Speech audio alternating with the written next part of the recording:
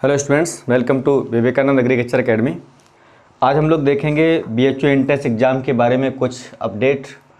काफ़ी लोगों की ये सवाल है, सर बीएचयू एंट्रेंस 11 सितंबर में है तो एग्ज़ाम ये पॉसिबल है, पोस्टपोन नहीं होगा। अगला सवाल बच्चों के टारगेट को लेकर के कि सर इसमें कितना क्वेश्चन तक हम लोग अटैम्प्ट करेंगे तो हमें कितने मार्क्स ऑब्टेन होते हैं। और फिर कुछ बच्चे बात ये करते हैं, कुछ ये कमेंट है बच्चों का कि प्रीवियस ईयर जो पेपर्स हैं, चूँकि बीएचयू के पेपर रिटर्न हो जाता है, ठीक, आईसीआर रिटर्न नहीं होता है, तो प्रीवियस ईयर के अगर पेपर हम लोग लगा लें तो उससे कितना क्वेश्चन तक हमारा फंस सकता है, इस विषय पर आज हम लोग बात करते हैं। ठीक, तो सबसे पहली बात यह है कि हमारा जो बीएचयू एग्ज़ाम है, ठीक है, और हम लोग बात करें, देखिए बीएचयू 3 एग्ज़ाम्स हैं आपका। जो एक आपका 9 सितंबर का एग्ज़ाम जो है वो बीएचयू पीसीबी का एग्ज़ाम है, ठीक है, मतलब जो 3 इयर्स डिग्री प्रोग्राम होता है उसका है। और यहाँ पर जो 10 सितंबर प्रोग्राम जो है, 10 सितंबर जो एग्ज़ाम है वो बीएचयू पीसीएम का है। इसके बाद में जो हमारा एग्ज़ाम सबसे बड़ा एग्ज़ाम होता है, जो बीएससी एग्रीकल्चर का एग्ज़ाम जो है वो आपका एग्ज़ाम है 11 सितंबर में, ठीक है, जिसमें पीसीएम पीसीबी या फिर एग्रीकल्चर के लोग पार्टिसिपेट करते हैं। ठीक, तो यहाँ पर सबसे बड़ी बात ये आती है, हम थोड़ा आपको न्यू अपडेट कर देते हैं बीएचयू के बारे में। बीएचयू के एंट्रेंस एग्ज़ाम आपका 11 सितंबर में ही होगा। हालांकि अभी एडमिट कार्ड इशू नहीं हुए हैं यूजी के। पीजी का तो आज एग्ज़ाम भी है 24 तारीख में, 24 अगस्त में, ठीक है, एग्ज़ाम होगा भी। जब पीजी का एग्ज़ाम जो है पोस्टपोन नहीं हुआ तो आपका यूजी एग्ज़ाम भी पोस्टपोन नहीं होगा। ठीक, तो एडमिट कार्ड आपके मान लीजिएगा कम से कम नहीं तो 10 दिन पहले या 8 दिन पहले आ जाते हैं, तभी आपके पास 15 डेज का टाइम है। तो 15 डेज में हम लोग किस तरीके से तैयारी कर सकते हैं, तो आप एडमिट कार्ड की बिल्कुल भी टेंशन ना लें। अगर आपका एग्ज़ाम एप्लीकेशन फॉर्म आपने भरा है, फिल किया है, तो 100% आपका एडमिट कार्ड भी आएगा, ठीक, और आपका एग्ज़ाम भी देने को मौका मिलेगा। लेकिन आप एडमिट कार्ड के इंतजार में, उसके वेट करने में अपने स्टडी को रोकिएगा नहीं, अपने स्टडी कंटिन्यू करिएगा। ठीक, तो हम लोग पहले बात करते हैं बीएचयू बीएससी एग्रीकल्चर का जो सिलेबस कोर्स है ये 4 इयर्स डिग्री है, ठीक है। यहाँ 4 इयर्स डिग्री के लिए एंट्रेंस के लिए इसमें स्टूडेंट्स पार्टिसिपेट करते हैं वो पीसीएम से हैं, कुछ स्टूडेंट्स पीसीबी से होंगे और कुछ स्टूडेंट एग्रीकल्चर एसीबी से, या फिर इसको पीसीए बोलते हैं। ठीक, एग्रीकल्चर विद्यार्थियों के लिए मुझे लग रहा है कि बीएचयू में जाने का सबसे एक अच्छा मौका होता है। जो बच्चे, मोस्टली बच्चे बीएचयू में एग्रीकल्चर के ही जाते हैं।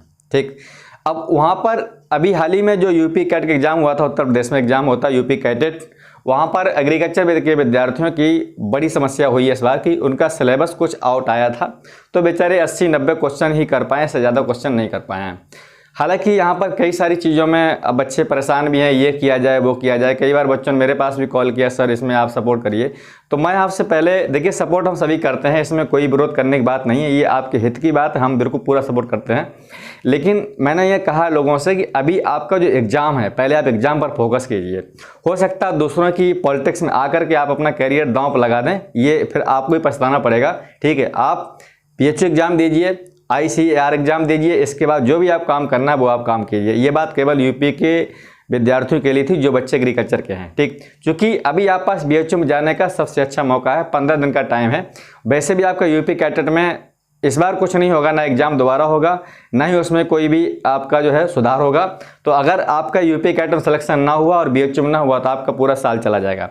तो मेरा ये आपसे रिक्वेस्ट है, आप दुनिया भर की फोपत की लीला में ना पड़ें, आप अपनी लीला मस्त हो जाएं, तो 15 दिन में आपका सिलेक्शन बीएचयू में हो सकता है, आईसीआर में हो सकता है। इसके बाद जो भी आप काम करना है उस आप काम में शामिल हो जाइएगा। ठीक, चलिए, तो हम लोग यहाँ पर बात करते हैं बीएचयू बीएससी एग्रीकल्चर के बारे में। तो आपके लिए सबसे अच्छा मौका ये कि आप बीएचयू में चले जाएं। और बीएचयू में बता रहा हूँ कि यहाँ पर बीएचयू में जो फीस लगती है वो 1 साल की केवल जो फीस है वो केवल 27 रुपये है। आप सोच लीजिएगा, बीएचयू में 27 रुपये फीस में कोई बच्चा किसी संस्था में नहीं पढ़ सकता है। ठीक, जियो का रिचार्ज आप कराओगे तब भी वो 1 साल का महंगा पड़ेगा। ठीक, तो मुझे लग रहा है कि जो है इतना आपको रूम का भाड़ा भी नहीं कहीं मिलेगा जितने बीएचयू की फीस है। तो आप बीएचयू में जाने के लिए कुछ भी, कितनी भी मेहनत करनी पड़े, इन 15 दिन को एक कर दीजिए, दिन रात आपको सिलेक्शन श्योर हो जाएगा, इतनी मेरी गारंटी है एग्रीकल्चर वाले बच्चों के लिए। चूँकि एग्रीकल्चर के आपके 50 क्वेश्चन आते हैं और बीएचयू में एग्रीकल्चर पूछी जाती है ना, आप यकीन नहीं मानेंगे, दुनिया किसी एग्जाम में एग्रीकल्चर इतनी सिंपल आसान नहीं आती है, इतनी सिंपल एग्रीकल्चर आती है। एग्रीकल्चर आईसीआर में टफ आती है, यूपी कैटन टफ आती है, जो स्टेट परीक्षा सभी टफ आती है, लेकिन बीएचयू में एग्रीकल्चर बहुत ही सिंपल आती है। और लगभग अगर आप 10 ईयर्स एग्रीकल्चर पेपर लगा दें तो कम से कम 10 से 15 क्वेश्चन आपके एग्रीकल्चर से रिपीट हो जाते हैं। ठीक, तो हम लोग बात करेंगे यहाँ पर बहुत सारी चीज़ों के बारे में। ठीक है, तो मेरा ये कहना है आप लोगों से, आप कृपा करके जो है अपने स्टडी पर फोकस करें, फालतू की पॉलिटिक्स चक्कर में ना रहें। ठीक, देखिए अब यहाँ पर हम बात करते हैं पहले नंबर ऑफ क्वेश्चंस के बारे में, फिर हम बात करेंगे टारगेट के बारे में, फिर बता दो थोड़ी प्रिपरेशन टिप्स, किसके प्रिपरेशन टिप्स क्या है। अगर ये आप अपनाएंगे तो हो सकता है आपका 15 दिन में सिलेक्शन हो जाए। ठीक, देखिए यहाँ पर बीएससी एग्रीकल्चर करने के लिए आपके पास क्वेश्चन होंगे नंबर ऑफ 100। एक क्वेश्चन आपका 3 नंबर्स का होता है, तो टोटल आपके मार्क्स हो गए 300 क्वेश्चन। ठीक, अब इसमें क्या है, मेंटल एबिलिटी, ठीक है, जिसको आप लोग रीजनिंग पढ़ते हैं, रीजनिंग कहते हैं। इसके क्वेश्चंस होते हैं 25, और यहाँ पर केमिस्ट्री जो होती है वो होती है 25 क्वेश्चन केवल आते हैं। ये आपका पोर्शन एग्रीकल्चर वाले विद्यार्थियों के लिए सबसे अच्छा होना चाहिए। हालांकि यहाँ पर वो मार ये खा जाते हैं, केमिस्ट्री में बेचारे उतना नहीं कर पाते हैं। उसके लिए हम कुछ आपको जुगाड़ बता देंगे, तो 15-18 क्वेश्चन आप कर ले जाएंगे। ठीक, ये वाला पोर्शन ऐसा है। अब ये मैं सभी की बात करता हूँ, स्टूडेंट्स पीसीएम का हो, पीसीबी का हो, किसी भी स्टेट का हो इंडिया में, अगर वो इस पोर्शन को मजबूत कर लेता है तो आपका सिलेक्शन बीएचयू में हो सकता है, क्योंकि ये पोर्शन बहुत ही कॉमन पोर्शन है। अब बच्चा जो मैथ ग्रुप का होता है उसे रीजनिंग लगाने में मुझसे 10 दिन अगर एक दिन में वो 2 चैप्टर पढ़ेगा तो आराम से रीजनिंग में वो 22 क्वेश्चन 24 क्वेश्चन कर ले जाता है। बायो वाले बच्चे रीजनिंग कुछ उतना नहीं कर पाते जितना मैथ वाले कर ले जाते हैं। वहीं बायो का ये प्लस पॉइंट रहता है कि बायोलॉजी में पेपर सिंपल आता है, मैथ वाले बच्चों को फिजिक्स और मैथ हल करना पड़ता है, उसके लिए थोड़ा सा डिफिकल्ट हो जाता है।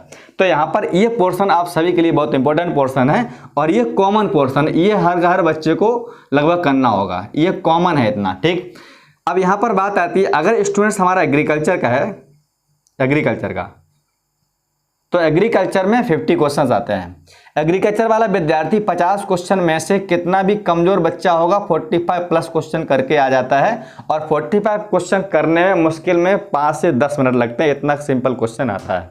सीधा पूछा जाता है कि बैगन की फैमिली क्या है, सोलेनेसी, एकदम आंसर वही गिरता जा करके। ठीक, गेहूं के फल का नाम कैरियोप्सिस, क्वेश्चन को पढ़ा, आंसर सीधा एकदम पेन हमारा वहीं गिरेगा जहां उसका ऑप्शन होता है। तो आप कहने का मतलब यह है, आप यहां पर इस एग्जाम के बारे में थोड़ा सा सोचें, एग्रीकल्चर जो आईसीआर एग्जाम है उसके बाद थोड़ा सोचें, आप सिलेक्शन हो सकता है। बिल्कुल भी मायूस मत होइए, हमारा पेपर खराब हुआ है, बच्चों ने बहुत कमेंट किया सर एग्रीकल्चर वाले में कोई वीडियो बनाइएगा, तो हमने कुछ अगर बनाएंगे तो हम स्पेशल तरीके से आपके बारे में थोड़ी सी बात कर लेंगे। ठीक है, तो यहाँ पर ये बात होगी, तो agriculture students mental ability chemistry करेगा, एग्रीकल्चर करेगा। अब यहाँ पर इतना क्वेश्चन हो गया, आप क्या करिए, एग्रीकल्चर आपका कंप्लीट है। ठीक, केमिस्ट्री में इनऑर्गेनिक ऑर्गेनिक रिएक्शन को पढ़ लीजिएगा, केवल ऑर्गेनिक केमिस्ट्री और इनऑर्गेनिक में जैसे मेटलर्जी है, धातु कर्म है, एक क्वेश्चन 100% आपको 1 या 2 मिलेंगे। ठीक, इसके बाद में कुछ क्वेश्चन आपके आएंगे हाइड्रोजन इट्स कंपाउंड से, जिसमें आपका कठोर जल, भारी जल, जल की कठोरता, वहाँ से एक क्वेश्चन आपका 100% मिलेगा। फिर इधर आप ऑर्गेनिक वहाँ जाइएगा। ठीक, इधर जनरल केमिस्ट्री में एटॉमिक स्ट्रक्चर, परमाणु संरचना, रासायनिक बंध है, ऑक्सीकरण अपचयन है, ठीक है, इधर से आप उठा लीजिएगा। तो मैंने मतलब जनरल केमिस्ट्री और ऑर्गेनिक केमिस्ट्री और इनऑर्गेनिक 2-3 चैप्टर पढ़ लीजिएगा, आपके 15 से 18 क्वेश्चन 100% आपके फंस जाएंगे। ठीक, अगर आपने 15 क्वेश्चन भी कर लिए, यहाँ पर मान लो हम 15 क्वेश्चन जोड़ लें, और रीजनिंग में आप केवल अगर 15 क्वेश्चन कर लिए, अब आप देख लीजिए कितना हो गया, ये 5, 5, 10, 5, 15 क्वेश्चन, 15 1, ठीक है, 4, 5, 6 और 7, 75 क्वेश्चन कोई भी बच्चा करेगा तो बीएचयू में 100% उसको मिल जाएगा। अब ये हो सकता है कि जनरल कैटेगरी अगर स्टूडेंट्स है तो 75 प्लस यहाँ पर 1-2 क्वेश्चन का वेरिएशन हो सकता है। तो जरूरी थोड़ी कि हमने केमिस्ट्री, आपने मेंटल एबिलिटी 15 की या 15 हो सकता है, यहाँ पर 20 हो या 80 क्वेश्चन हो जाएंगे।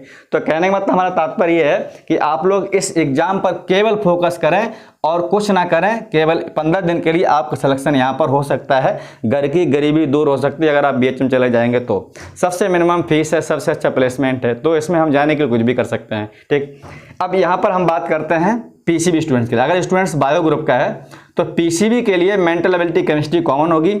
यहाँ पर इसको पीसीबी स्टूडेंट के लिए यहाँ पर इसको फिजिक्स नहीं करनी पड़ेगी, कुछ बच्चों को मालूम भी नहीं है हमें करना क्या है। ठीक, तो बीएचयू से बीएससी एग्रीकल्चर 4 साल की डिग्री लेने के लिए बायो ग्रुप का बच्चा है तो उसको यहाँ पर फिजिक्स नहीं करनी पड़ेगी, मेंटल एबिलिटी केमिस्ट्री, और यहाँ पर आ जाएगी आपकी बायो कितने क्वेश्चन की, 50 नंबर की। बीएचयू की बायो मोस्टली सिंपल होती है। तो बीएचयू जो बायो स्टूडेंट्स हैं पीसीबी का पेपर डाउनलोड कर लें, ऑनर्स का 10 साल तक का, शायद 8 साल तक का अवेलेबल है गूगल पर, सीधा लिख दें BHU PDF previous year paper, आपको मिल जाएंगे। उन क्वेश्चंस के, उन पेपर से क्वेश्चन को याद कर लें।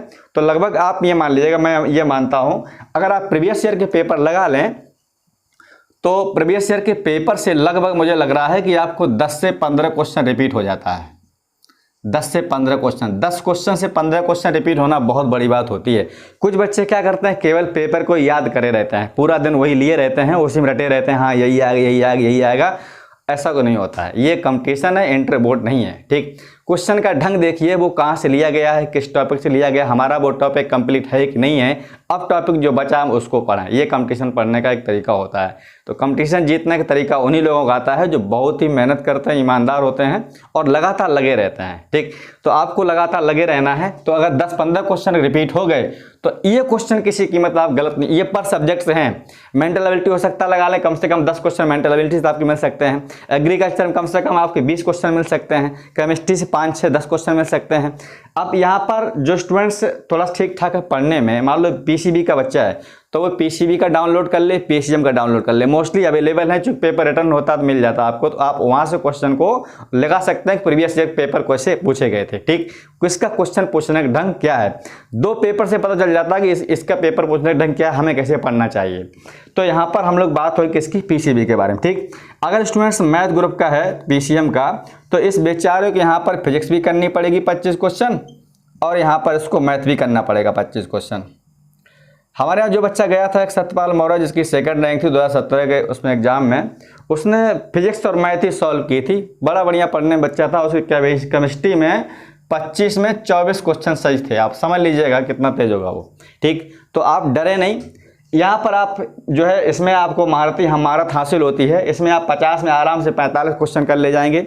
अब यहाँ पर फिजिक्स में, मैथ में बिल्कुल इजी क्वेश्चन आते हैं। आपको वही क्वेश्चन अटेम्प्ट करना है जो क्वेश्चन आपको आ रहा है इसमें। ठीक, काफ़ी बच्चे ऐसे क्रैश बैच किए हैं, मैथ में 22 क्वेश्चन करके आते हैं। बात फंसती है आपकी फिजिक्स में। तो आप मेंटल एबिलिटी केमिस्ट्री पहले कर लीजिए घंटे में, फिर आप यहाँ पर मैथ पर आ जाइएगा। अगर आपने यहाँ पर 20 क्वेश्चन कर लिए, फिजिक्स में यहाँ पर तब भी 15 क्वेश्चन कर लिए, आपका सिलेक्शन तब भी मिल जाएगा। होता क्या, बच्चा एग्जाम को, एक तो एग्जाम बहुत बड़ा डर होता है, उसके अंदर एग्जाम है। ठीक, ये डर खा जाता है उसको, ये पहले ही आपको नेगेटिव कर देता है कि पेपर है। इसके बाद वो इसमें देखते ही घबरा ही जाता है, कौन सा पेपर करें, क्या करें। 2 घंटा 1 घंटा उसको सोचने में निकाल देता है। जब पेपर देके निकलते लगता है पेपर बड़ा इजी था, हमसे गलती होगी, थोड़ा अगर मैथ कर लेते पहले, केमिस्ट्री कर लेते, हमारा सिलेक्शन हो जाता है। तो वो गलतियां जो आपकी महसूस होती हैं एग्जाम के बाद, मैं आपको अभी महसूस किए दे रहा हूँ। ठीक, तो यहाँ पर आप क्या करें, इन चीज़ों को पढ़ें, इस तरीके से हमारा पेपर आएगा।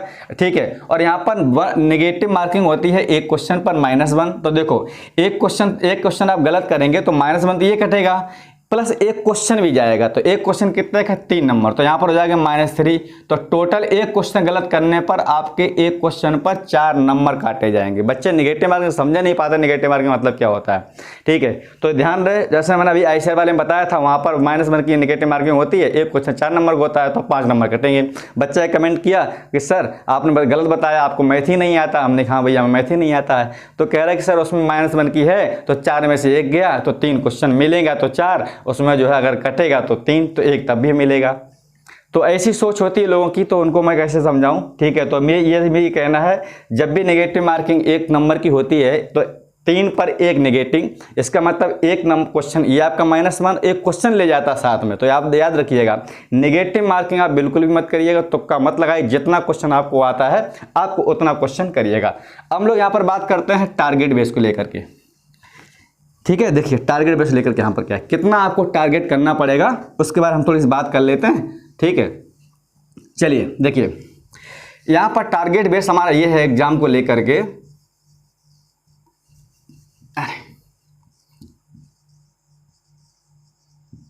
टारगेट यहाँ पर ये हमारा बताने का एक मूड है कि अगर आपका जनरल कैटेगरी बच्चा है, ठीक है, यहाँ पर आपके 100 क्वेश्चन हैं और 100 क्वेश्चन हमारे जो है 300 नंबर के हैं। ठीक, तो टारगेट हम लोग बात करना चाहते हैं, अगर यहाँ पर स्टूडेंट्स जनरल कैटेगरी गए, जनरल कैटेगरी, तो इसको टारगेट रखिएगा 80 क्वेश्चन का। मतलब मान लीजिएगा कि 75 से लेकर के 80 क्वेश्चन के बीच में आपके क्वेश्चन होने चाहिए इतना तक तो आपका sure selection BHU main campus में होगा, कोई रोक नहीं पाएगा। अगर पेपर सिंपल आया तो 80 क्वेश्चन पर भी लाले पड़ जाएंगे, मुश्किल हो जाएगा, ध्यान रखना भाई, ठीक। इसलिए आप लोग अभी से इतना रिवीजन करते चलें, अपना जितना भी, बहुत ज़्यादा रिवीजन नहीं करना है, इसमें बहुत ज़्यादा कोर्स नहीं पढ़ना, बहुत ही लिमिटेड पढ़ना होता है आपको, ठीक है। जो जिस टाइप क्वेश्चन पूछे जा चुके हैं, हमको केमिस्ट्री मालूम है, केमिस्ट्री में अगर न्यूमेरिकल क्वेश्चन आते हैं तो 4 क्वेश्चन आते हैं, 4 से 5 आते हैं, इससे ज़्यादा न्यूमेरिकल नहीं आता। 20 question organic inorganic theory base होता है, हर कोई कर सकता है उसको, जरा भी पढ़ा होगा वो क्वेश्चन कर ले जाएगा, ठीक। तो आप बिल्कुल भी निराश नहीं हो, हताश नहीं हो, लगे रहें बिल्कुल कंटिन्यू, आप सिलेक्शन 100% हो जाएगा। किसी तरीके कोई भी बोझ और प्रेशर ना लें, ठीक। तो देखिएगा, अब यहाँ पर जनरल स्टूडेंट्स है अगर, तो 80 क्वेश्चन मतलब 75 से 80 के बीच में ही क्वेश्चन करेक्ट होने चाहिए। अगर भैया जो है कोई बच्चा ओबीसी कैटेगरी है तो ओबीसी कैटेगरी के लिए मान लीजिएगा उसको 75 प्लस क्वेश्चन करने होंगे, 75 प्लस, मतलब 75 कम से सिलेक्शन ओबीसी कैटेगरी में नहीं होगा। अगर कोई स्टूडेंट्स जो है एससी कैटेगरी है तो एससी कैटेगरी के लिए हो सकता है उसका 68 प्लस क्वेश्चन होना चाहिए, ठीक है। अब कट ऑफ जब जाती है तो एससी के यहाँ पर 65 62 तक आ जाती है। हम आपको टारगेट बता रहे हैं, ठीक। अब बच्चों में क्या होता है, बड़ा ही सोच लोगों की ऐसी होती है, क्या बताएं आपको, जैसे एग्जाम्पल तौर मैं बताऊँ आपको लोगों की सोच क्या होती है। जैसे मान लीजिए कोई स्टूडेंट एससी कैटेगरी है, अब ये ना क्या नाम, एससी की बात करता हूँ, जो बता रहा हूँ आप सोचते क्या हैं। अगर कोई स्टूडेंट ऐसा है तो अब देखना ये कितना गलत सोचते हैं, इसके चक्कर में आपका सिलेक्शन नहीं होता, इसलिए मैं आपको बता रहा हूँ, ठीक। ऐसा ना सोचें मेरे बारे में बात कर रहे हैं, ठीक। देखो भाई, अगर कोई स्टूडेंट एससी कैटेगरी का है, मान लो कोई ओबीसी का कैटेगरी का है, और उसको हमने बता दिया कि ओबीसी का जो स्टूडेंट्स है उसका सिलेक्शन पिछले बार जो है 70 क्वेश्चन पर हो गया था, तो वो बच्चा वही टारगेट बना लेता है, हमें 70 पर हुआ, 70 करना है। और पेपर आया सिंपल, कट ऑफ चली गई हाई, और यहाँ पर हुआ 75 पर, अब क्या करोगे बताओ। इसलिए मेरा कहना है कि टारगेट आप हमेशा थोड़ा सा ज़्यादा रखें ताकि आप काउंसलिंग में कोई प्रॉब्लम ना हो, ठीक। ये मेरी वजह थी। चलिए अब हम लोग बात करते हैं, चूँकि काफ़ी स्टूडेंट ऐसे हैं जो कहते हैं सर जी पिछले बार जो है एससी कैटेगरी जो कट ऑफ गई थी वो इतनी गई थी, आप ज़्यादा बता दिए हैं, तो हम आप जितना गए थे उतना ही पर टारगेट करेंगे क्या। अगर आप ऐसा करेंगे ना तो सिलेक्शन 1 साल नहीं, जिंदगी भर लगे ना, कभी नहीं हो पाएगा, ठीक, ध्यान रखना।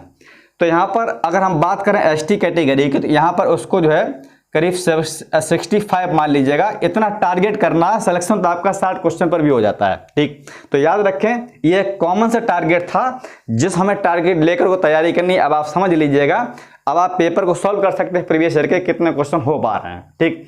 तो आप जो है प्रैक्टिस करें इसके लिए, अभी आपके पास काफ़ी दिन भी हैं, ठीक है। और प्रॉब्लम अगर हो तो मेरी टेस्ट सीरीज अभी चल रही, 15 दिन में 20 पेपर को हम आराम से कर सकते हैं, बहुत ज़्यादा कोई बड़ी बात नहीं है। टेस्ट सीरीज आप लेना चाहते हो कमेंट सेक्शन में जाकर मुझे आप नंबर ले लीजिए, नंबर वहाँ पर आपको मिल जाएगा, कॉन्टैक्ट नंबर, ठीक है। तो टेस्ट सीरीज शामिल हो जाइएगा और वहाँ पर अजमा लीजिए कि यहाँ पर जो है कितने क्वेश्चन हम कर पाते हैं, ठीक। अब हम लोग बात करते हैं प्रीवियस ईयर के पेपर के बारे में। ये हमारा हो गया टारगेट लेकर के। तो प्रीवियस ईयर के पेपर का बात ये है कि प्रीवियस ईयर से पेपर से जो है, इसमें था आपका क्वेश्चन ये था कि प्रीवियस ईयर कितने क्वेश्चन है, तो बता दें आपको प्रीवियस ईयर पेपर आपके जो 10 ईयर्स पेपर हैं वो आप डाउनलोड कर लें, ठीक है, गूगल से। और इसमें से हर सब्जेक्ट में मान लीजिएगा अगर आप लगा लिए तो मुझे लग रहा है कि 10 से 15 क्वेश्चन तक, 15 क्वेश्चन पर सब्जेक्ट से रिपीट होगा, पर सब्जेक्ट से। अभी 2017 में जो बायो पेपर आया था उसमें बायो में जो एक वो केवल 2013 वाला पूरा पेपर छाप दिया उन्होंने, उनको ये होश ही नहीं रहा ये पेपर क्या है। तो ऐसा लक की बात, कई बार ऐसा हो जाता है कि पेपर भाई रिपीट हो जाता है, लेकिन ये मान लीजिएगा आपके हर पेपर से, हर सब्जेक्ट से 10 से 15 क्वेश्चन आपके रिपीट हो जाते हैं, ठीक है, रिपीट होते हैं। तो आप प्रीवियस ईयर क्वेश्चन लगा ये जान लें, हाँ ये ना ऐसा ना सोचें कि प्रीवियस ईयर के क्वेश्चन ही लगाने से हमारा सिलेक्शन हो सकता है, ठीक। अब हम लोग बात आते हैं इसके प्रिपरेशन टिप्स के बारे में। जो स्टूडेंट्स मैथ ग्रुप के हैं वो सबसे ज़्यादा फिजिक्स और मैथ पढ़ें, सबसे ज़्यादा फिजिक्स और मैथ, क्योंकि मेंटल एबिलिटी केमिस्ट्री एक कॉमन चीज़ है, उसमें आप 42 43 प्लस कर ले जाएंगे। तो दिन में क्या करें आप कि जो है केवल फिजिक्स और मैथ के क्वेश्चन सॉल्व करें, और क्वेश्चन बिल्कुल इजी आते हैं, ज़्यादा बड़ा क्वेश्चन नहीं आता है, ठीक। बायो वाला जो बच्चा है वो केवल बायो पर बहुत ज़्यादा फोकस करे, चूँकि आप पास बायो 50 क्वेश्चन की है। एग्रीकल्चर वाला बच्चा एग्रीकल्चर बहुत ज़्यादा फोकस करे, चूँकि एग्रीकल्चर आपके कितने 50 क्वेश्चन की है। तो कहने मतलब आपका जो मेन सब्जेक्ट है पीसीएम का फिजिक्स एंड मैथ, बायो का बायो, ठीक, एग्रीकल्चर का एग्रीकल्चर, क्योंकि अगर अपने सब्जेक्ट में आपने गलती कर ली तो सिलेक्शन आप कभी नहीं हो पाएगा। अब कुछ बच्चे ये बात करते हैं, सर एग्जाम टाइम पर हमारा अट्रैक्शन क्यों नहीं होता है। अट्रैक्शन के लिए मैं आपको वजह बताता हूँ। अट्रैक्शन डिपेंड करता है आपकी थिंकिंग पर, आप सोचते किस टाइप का है। अगर एग्जामिनेशन टाइम पर आप केवल एग्जाम के बारे में सोचते हैं तो आपकी अट्रैक्शन पावर 100% बढ़ जाती है, कोई इसको रोक नहीं सकता है। कितना लोग बगल में शोर करते रहें, लेकिन अगर आपका अट्रैक्शन पढ़ाई के प्रति है तो आप केवल दिमाग में ये सोचते रहेंगे कि हमें एग्जाम निकालना, और हमने जो पढ़ा वो दिमाग में चलता रहता है। मैं आपको एक इसका जीता जाता एग्जाम बता रहा हूँ, खुद ही आपका एग्जाम्पल। आप लोगों ने 10th क्लास का बोर्ड एग्जाम का बोर्ड दिया है, ठीक है, बोर्ड एग्जाम दिए हैं। 12th में आपने बोर्ड एग्जाम दिए हैं। कई बार ऐसा हुआ होगा कि बोर्ड एग्जाम में आप जब जाते हैं एग्जाम के टाइम पर, तो एक दिन आपको नकल मिल गई या अगल बगल किसी फ्रेंड ने आपको कुछ हेल्प दे दी।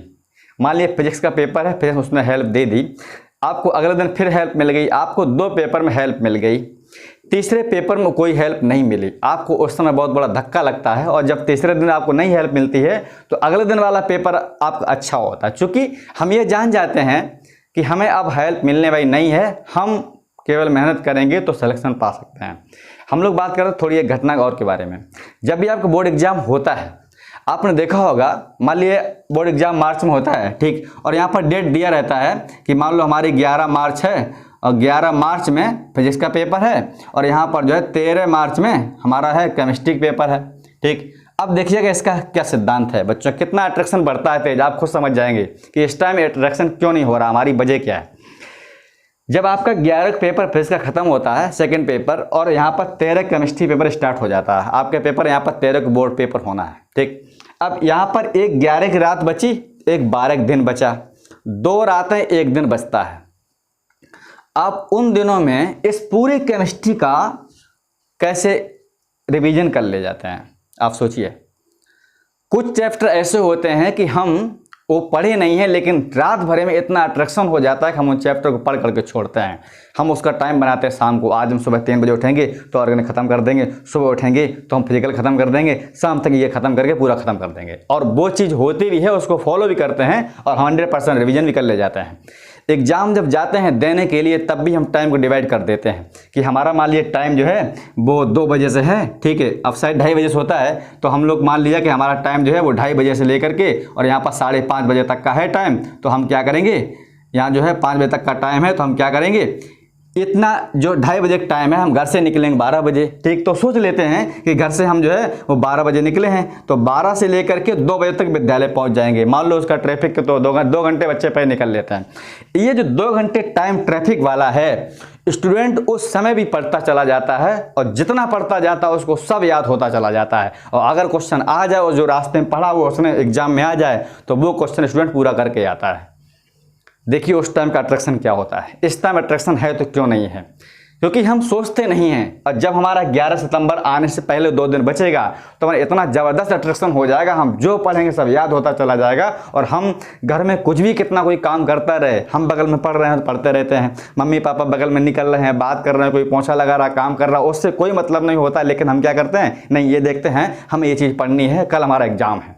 तो जब तक आप ये टारगेट नहीं बना के चलेंगे कि हमें पढ़ना है और इतना रात भर में ख़त्म करना है, हम तभी सोएंगे जब इतना हम ख़त्म कर पाएंगे। आपका सिलेबस ऐसे खिसकेगा जैसे पानी बहता है, ठीक। तो पढ़ने के आप क्या करिए, दिन में उस सब्जेक्ट को लगाइए जो न्यूमेरिकल टाइप का क्वेश्चन है। एग्रीकल्चर वाले बच्चे दिन में रीजनिंग पढ़ें, केमिस्ट्री के सवाल लगाएं, ठीक। रटने वाला जो जितना काम है उतना आप रात में करें। रात में कैसे करेंगे, आप दिन में क्या करें, दिन में बिल्कुल भी सोएं नहीं, केवल 15 दिन के मेरी एक बात मान लें। तो अगर सिलेक्शन चाहते हैं बीएचयू तो दिन में आप बिल्कुल भी ना सोएं, पूरा दिन अपने स्टडी में निकालें। घर में बता दें भैया, अगर बच्चे घर में गांव में हो तो घर में बता दें हमारा एग्जाम लगाओ। वैसे भी अगर एग्जाम अगर सुन लेते हैं घर वाले मम्मी पापा, तो लोग वो आपको डिस्टर्ब नहीं करते हैं, ठीक। आप अपने अपना को जो है अकेलापन पाके लोगों से दूर हो जाए केवल 15 दिन के लिए। और ये टारगेट बना है हमें 15 दिन में बीएचयू सिलेक्शन पाना है, ठीक। तो दिन में आप जितनी मेहनत करें, हम दिन में इसलिए बोल रहे हैं मेहनत करने के लिए क्योंकि दिन में तो नेचुरल लाइट रहती है। लाइट अगर घर में नहीं आती है तो प्राकृतिक लाइट है, प्राकृतिक हवा है, कहीं पर भी हम बैठ के पूरा दिन पढ़ सकते हैं। दिन में अगर हम सोएं, कुछ बच्चे क्या करते हैं दिन में पढ़ते कम, सोते बहुत ज़्यादा, और रात में जैसे ही शाम 8 बजे हुआ बैठ जाते हैं रामायण पढ़ने के लिए और रात भर लगे रहते हैं, और सुबह उनसे पूछो क्या पढ़ा तो जवाब नहीं दे पाते हमने पढ़ा क्या है। इसकी वजह आपको बता रहा हूँ। इसकी वजह यह है क्योंकि हमारा पढ़ाई पर अट्रैक्शन तो वैसे भी नहीं था, हम दिन में सोए, अब हम शाम को बैठ जाएंगे तो लगातार कोई भी स्टूडेंट कितना मैच्योर हो 8-10 घंटा नहीं पढ़ सकता है। पढ़ाई केवल 2 घंटा ही अच्छी होती है, इसके बाद केवल बकवास है। लगातार 6 घंटा लगातार नहीं होगा, लेकिन 6 घंटा पढ़ सकता है। 2 घंटे के बाद, 1.5 घंटे के बाद आप 2 घंटे पढ़िए, 10 मिनट का लंच कीजिए। उस 10 मिनट में आप जितना भी जो भी आपको अच्छा लगता है, पॉजिटिव, किसी से बात करना है, गाना सुनना है, डांस करना है, कुछ भी 10 मिनट में आप करना चाहें वो हम कर सकते हैं। क्योंकि अगर हम बिल्कुल ही पढ़ाई में कंटिन्यू चले जाएंगे तो हमारा दिमाग जो है वो डिस्टर्ब हो जाएगा। तो आप 2 घंटे पढ़िए दम लगा के, ठीक है, और इसके बाद में 10 मिनट का रेस्ट लेके चाय पानी जो भी आपको खाना पीना है आप कर सकते हैं। फिर कंटिन्यू, फिर 2 घंटे, फिर रेस्ट, फिर 2 घंटे, इस तरीके से हम 6 घंटे गुजार लेते हैं। लेकिन कुछ बच्चे क्या करते हैं, अपने शरीर से पढ़ते हैं, बैठ गए कुर्सी पर, नहीं गुस्से में पढ़ते हैं। आज हमको रात भरे में 4 बजाना है, 2 बजाना है। अब वो 2 बजे तक पढ़ते नहीं हैं, वो घड़ी देखते हैं, अभी 2 बजा ही नहीं है, हम 2 बजे सोएंगे क्योंकि टाइम लिखा हो 2 बजे तक। तो आप ताकत से मत पढ़िए, इतना बड़ा दिमाग दिया, आप दिमाग से पढ़िएगा। 2 घंटे पढ़िए, 2 घंटे में ये सोचिएगा कि हमें इन चैप्टर का 2 घंटे रिवीजन करना है, कुछ भी हो जाए तभी सोएंगे जब 2 घंटे पहले हम इसको रिवीजन कर लेंगे। फिर 10 मिनट का रेस्ट लिया, फिर टारगेट बनाइएगा। एग्जाम टाइम पर छोटे छोटे टारगेट बनाइए, आप खुश रहेंगे क्योंकि छोटा टारगेट बनाया कि हमें इतने केमिस्ट्री में 4 चैप्टर पढ़ने हैं, पढ़ लिया, खुश हो गए, अच्छा हाँ ये बढ़िया हुआ। अब फिर बनाया, नहीं अब हमें बायो पढ़नी है, 2 घंटे पढ़ लिया, फिर टेस्ट किया, आप इतने खुश हो जाएंगे, आप खुद लगने लगेगा यार मेरा सिलेक्शन अब कोई रोक नहीं पाएगा। इसी को हम लोग पॉजिटिव सोच कहते हैं। कई बार ऐसा होता है कि हम जो है सो जाते हैं, ठीक, हमने टाइम बना लिया कि हमें 4 बजे उठना है और 4 बजे नहीं उठे, हम उठे 6 बजे। अब हमारा मूड ख़राब कर लेते हैं, अरे यार 4 बजे टाइम बनाए थे, हम 6 बजे उठे। अब इतना मूड ख़राब कर ले, फिर सो जाते हैं, नहीं गुस्से में सो जाते हैं, अरे चलो ठीक अब सो जाएंगे, वो जो भी होगा देखा जाएगा। आप 2 घंटे लेट उठे, आप पॉजिटिव सोचिए, अच्छा हुआ कम से कम आराम करने को मिला, आप हंसिए मुस्कुराइए, अच्छा हुआ, क्योंकि अब हम इसकी कसर दिन में निकालेंगे। 2 घंटा लेट उठे, हम 4 घंटा दिन में पढ़ेंगे। ये पढ़ने का तरीका होता है, ना कि हम नेगेटिव सोचने का तरीका होता है। तो आप एग्जाम टाइम पर ऐसे पढ़िए जैसे कि जो है एकदम अट्रैक्शन आपका बढ़ जाए, ठीक। तो हम बात कर रहे थे आप दिन में पढ़िए, दिन में बिल्कुल भी मत सोइएगा, ठीक। अब आप पूरा दिन जब काम करते हैं तो शाम को बहुत जल्दी आपको नींद आती है। आप शाम को जब सो जाएंगे खाना पीना खा करके, आप ऑटोमेटिकली रात में 2 बजे जग जाइएगा, 1:30 बजे जग जाइएगा, शाम का 8 बजे सो जाइएगा, तब भी आप 5-6 घंटे नींद बहुत होती है। आप 2 बजे जगेंगे, 2 से लेके 1 बार 2 बार आप 3 बार आप रात में जग के पढ़िए सुबह कम से कम 7 बजे तक। तो आप देखिएगा कि आपने जो सुबह के टाइम पर पढ़ा है वो कितना आपको याद रहता है, वो कभी ज़िंदगी में आप भूल नहीं पाएंगे जो सुबह के टाइम पर पढ़ेंगे। उसकी वजह क्या जानते हैं? उसकी वजह यह है कि सुबह के टाइम पर एकदम माहौल साइलेंट होता है, कोई भी बोलता नहीं है। हम जो पढ़ेंगे, हम जो सोचेंगे वो सीधा दिमाग में आता है। शाम को बैठते समय क्या होता है, बहुत सारी दिन की घटनाएं वो याद आती रहती हैं। दिन में किसी से झगड़ा हो गया, शाम को बैठे आप पढ़ने भले, लेकिन वो चीज़ याद आती रहती है। मम्मी पापा ने आपको डांट दिया, किसी दोस्त से झगड़ा हो गया, किसी की मैसेज गलत आ गया, उस पर टेंशन ले लिया, अरे यार मुझसे बात नहीं हो रही, यार बड़ा मूड ख़राब है। तो आप, मेरा कहने का मतलब ये, शाम के टाइम पर जो भी हमारी दिनचर्या है, किसी के साथ कॉमन फिनोमेना एक है, जब तक वो सो नहीं जाता तब तक वो चीज़ें दिमाग में चलती रहती हैं। यही एक नेगेटिव थिंकिंग है कि हम दिमाग अगर अपने आप को एकाग्र नहीं कर पाए एग्जाम टाइम पर तो आपका सिलेक्शन किसी कीमत में नहीं हो पाएगा। तो आप दिन भर मेहनत करें, पढ़ाई पूरा टाइम दिन में दें। जो सवाल वाला है, जो मैथ स्टूडेंट फिजिक्स मैथ लगाए, बायो वाले बच्चे फिजिक्स पढ़ें, वो बायो पढ़ें, ठीक है, और केमिस्ट्री सवाल लगाएं। जो रटने वाला विषय है, याद करने वाला विषय, उसको किधर ले जाएं, सुबह के टाइम पर। तो आप इस तरीके को अपनाएं, हमारा पूरा विश्वास है आप लोग यह काम करेंगे और आपको बेनिफिट 100% मिलेगा। आप 2-3 बार करके देखिएगा, आपको कोई अलार्म, कोई घड़ी ज़रूरत नहीं पड़ेगी। जब आप जगने लगेंगे सुबह 2 बजे 3 बजे तो ऑटोमेटिकली नींद आपकी उसी टाइम पर खुलने लगेगी और आपको पढ़ाई में बहुत ही आनंद आ जाएगा। पढ़ाई का प्रेशर, टेंशन बिल्कुल भी ना लें, इससे कुछ भी होने वाला नहीं है। अगर आपने साल भर पढ़ाई नहीं की है तो एक बार 15 दिन के लिए थोड़ा सा मेहनत कर लीजिएगा, हो सकता है कई बार सिलेक्शन ऐसा हो भी सकता है, ठीक है। अगर हम बोलेंगे आप साल भर नहीं पढ़ा, आप क्या पढ़ लेंगे, तो आप और निगेटिव हो जाएंगे। तो कोशिश ये करिए कि हो सकता है एग्जाम टाइम पर हम कितना मेहनत कर ले जाते हैं। और एक चीज़ याद रखिएगा, एक क्वेश्चन आप गलत हो गया तो आपका एक क्वेश्चन मतलब 3 नंबर। तो ध्यान रखिएगा, 1 नंबर से आपके बीएचयू रुक जाता है एग्जाम। इसलिए कोई कसर मत छोड़िएगा एक क्वेश्चन को सही करने के लिए। अगर आप एक रात छोड़ दिया, कई बार बच्चे क्या करते हैं, एक रात छूट गई, चलो ठीक है आज नहीं, आज बदले हम कल पढ़ लेंगे। आज के बदले कल पढ़ देंगे, एग्जाम पोस्टपोन्ड हो गया फिर पढ़ लेंगे।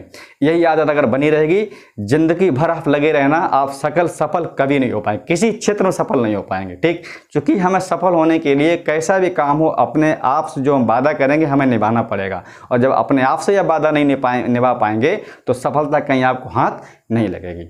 ठीक, तो मुझे लगा कि आज आपसे जो है वीडियो से काफ़ी राहत मिलेगी, आप ये तरीका अपनाएंगे और इस तरीके से आप BHO में सफल होइएगा। ठीक है, हमारी ऐसी आपके लिए दुआएं हैं। Thank you, best of luck, फिर मिलते हैं नेक्स्ट वीडियो में। धन्यवाद।